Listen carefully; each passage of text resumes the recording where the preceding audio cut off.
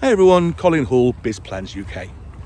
One of the things that we do regularly is a due diligence exercise, either on behalf of a company looking to invest in or acquire another company, or for a target of such investment acquisition, we want to do a dry run so that when they do the real thing, they pass with flying colours.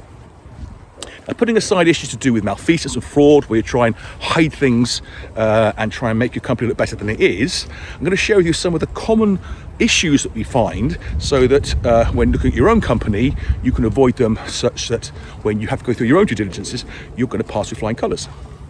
So in no particular order, some of the things that are an issue for potential acquirers, investors, is number one is poor budgeting and forecasting. They want to know that you know what's coming ahead and that you have a sound process that's fairly accurate when it comes to predicting your cash requirements. If you don't have such a process, if you can't demonstrate that you have such a process, you're likely to have the value discounted. Secondly, record keeping. And this applies to all elements of the business, whether it's to do with the staff you have, whether it's to do with your customer records, but particularly to do with your contracts. That's both the supply side and the customer side. Far too often, with companies that I work with, they can't put their hands on a signed version of the latest contract. They've got old signed contracts or unsigned versions, but not the signed versions.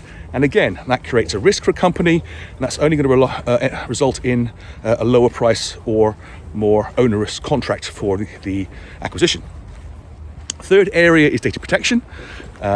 Most small companies are frankly quite poor at this. They rarely have a dedicated data protection officer, and as such they make fairly basic mistakes, whether it's on simple things like their privacy policy on their websites, whether it's to do with how they store data, particularly critical data, how long they store it for, how they use the data, how they collect opt-ins, when to make use of legitimate interest. And again, because of the fines involved, this is a high risk and may result in additional warranties or a lower price.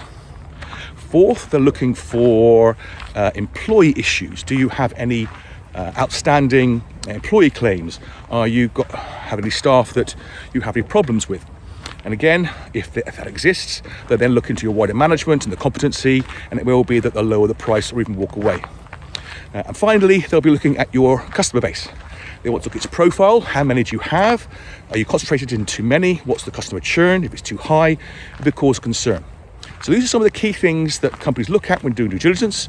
If you recognize any of these things about yourself, probably time to do something about it. Even if you're not looking to sell your company right now, about half of all acquisitions are a result of somebody tapping you on the shoulder and saying, you're interested in selling?